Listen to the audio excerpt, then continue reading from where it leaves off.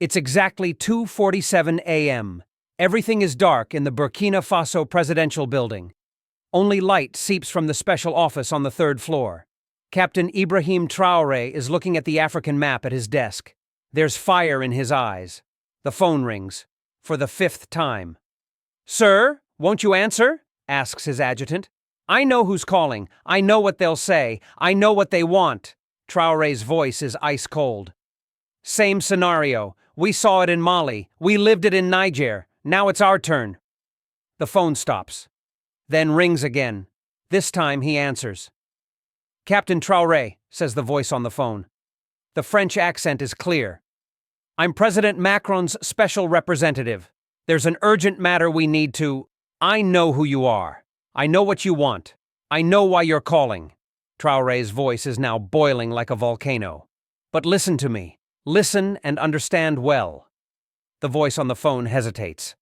63 years. For exactly 63 years you stole our gold. You stole our uranium. You stole our oil. You stole our children's future. Captain, calm down. We are your friends." "Friends?" Traoré's scream shakes the entire building. "Friends don't rob each other. Friends don't leave each other's children hungry. Friends don't occupy each other's lands." The voice on the phone starts trembling. "Look, we're thinking of your interest too. We suggest you reconsider your relations with Mali. The Niger situation also—" "Stop! Stop right there! Slam!" The phone hits the desk so hard that plastic pieces scatter all over the room. His adjutant freezes. History is changing right here. At this moment, at this second, Traoré walks to the window. In the streets of Ouagadougou, his people are sleeping. For the first time, truly for the first time, they're sleeping free. "You know, son," he says to his adjutant, "when I was little, my grandfather used to tell me a story." "What kind of story, sir?" "In 1960, right in this office, our first president, Maurice Yameogo, sat. The French used to call him with the same phones. They said, 'We're friends.' They said, 'We'll help.'" Traoré pauses. Old pains come alive in his eyes.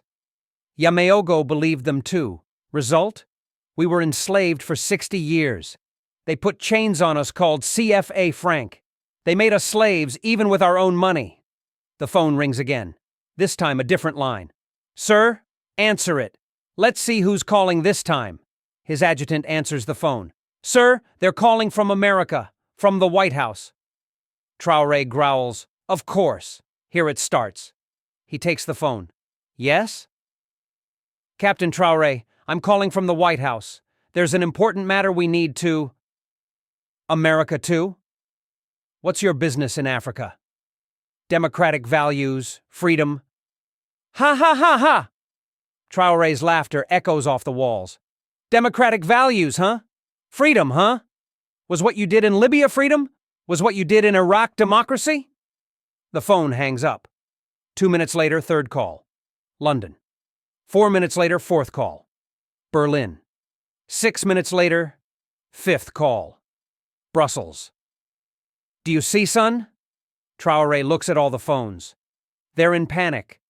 For the first time in exactly 63 years, they're hearing a real no.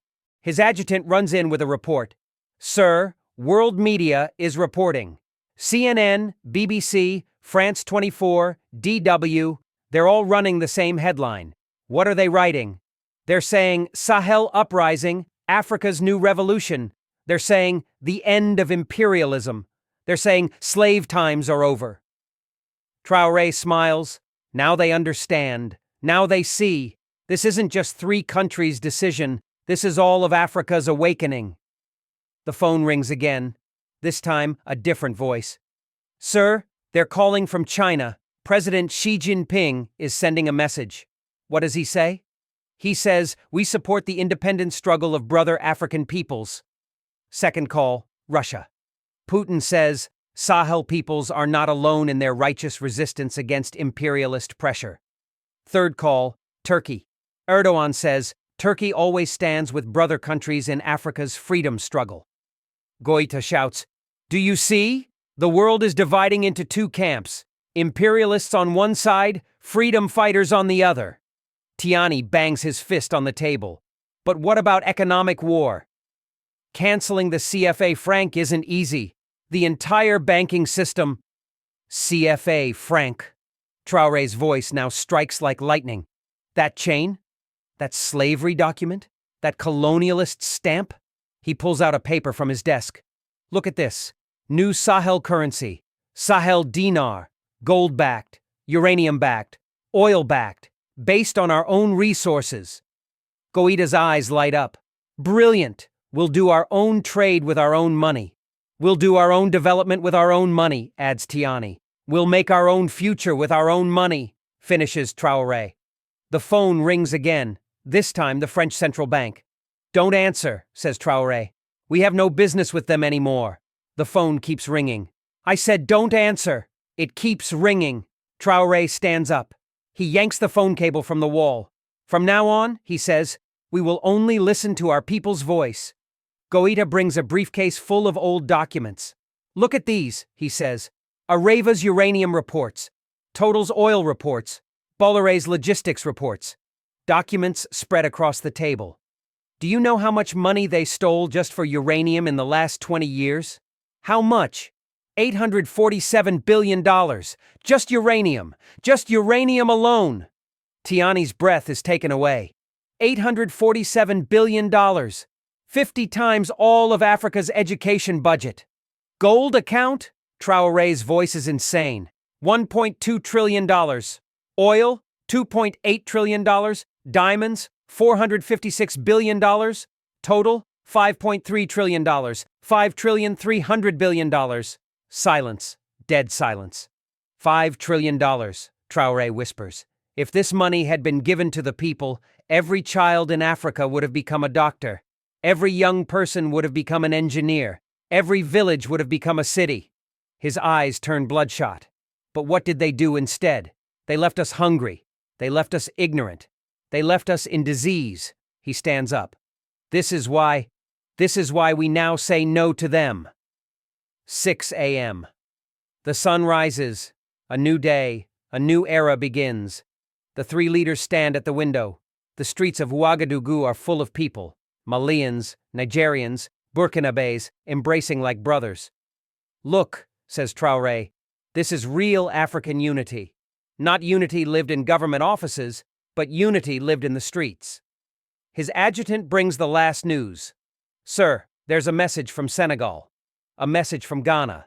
A message from Cameroon. They're all saying the same thing. What? We appreciate Sahel's brave stance. We have also decided to end imperialist pressure. Goita shouts, it's starting! The great African awakening is starting. Tiani raises his hands. 53 countries. 1.4 billion people. The world's richest continent. No one can stop us anymore. Traoré makes his final speech. Dear brothers, today is a very special day in history. Today is Africa's second Independence Day. In the 1960s, we became independent on paper. But today we become independent with our souls, our hearts, our will. He pauses. He raises his voice. All of Sahel is rich, incredibly rich. Sahel will not remain poor.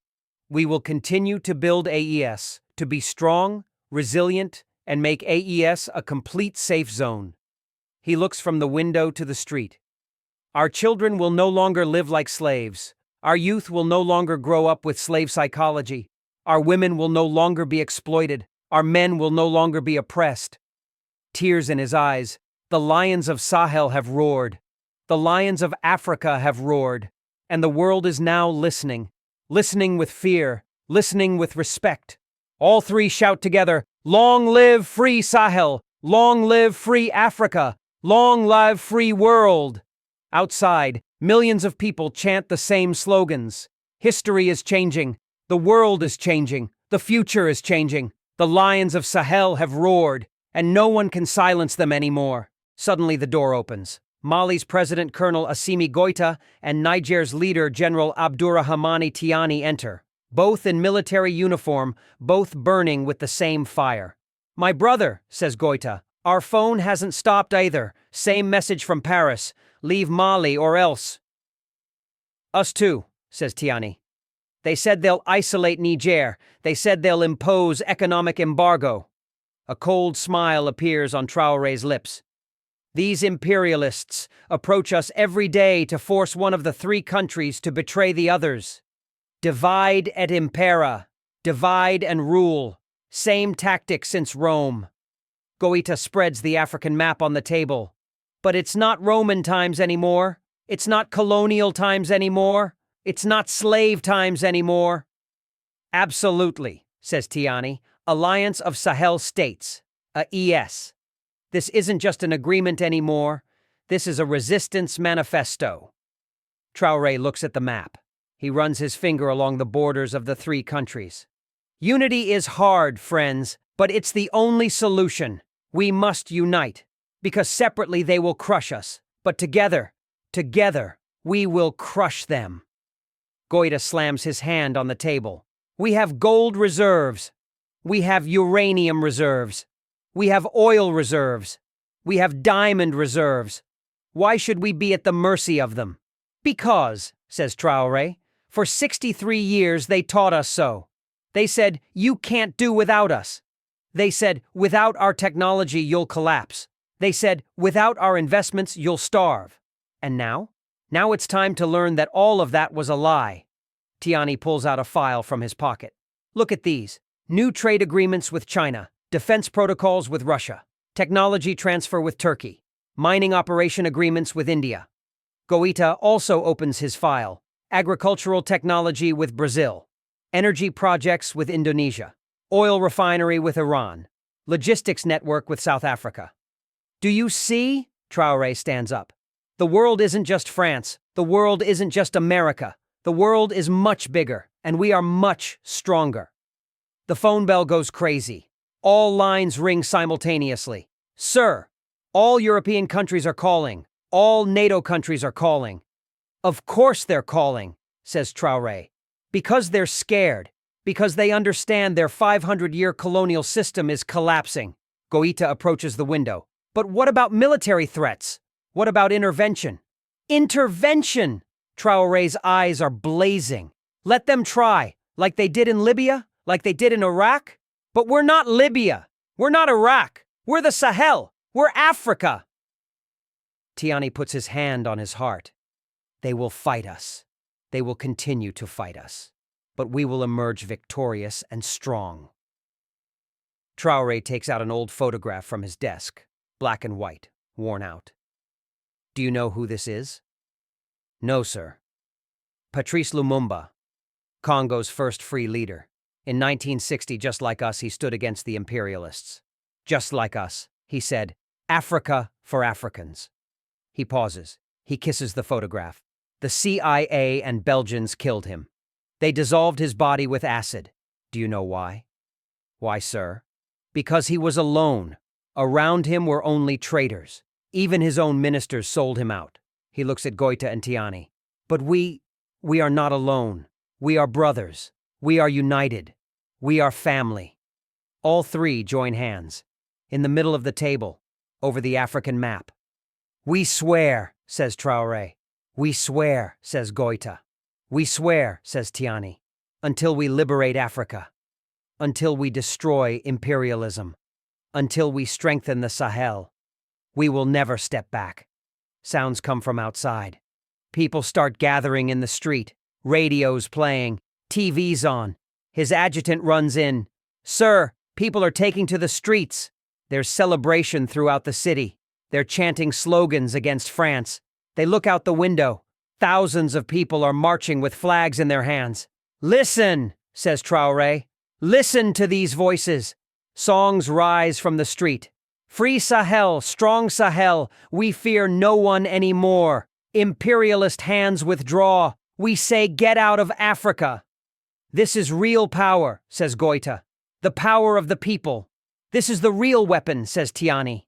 The faith of the people. Traoré doesn't hide his tears. 63 years. For 63 years, the people of this country lived as slaves on their own land. They starved with their own wealth. They couldn't get paid for their own minerals. He pauses. He raises his voice. But today, everything changes.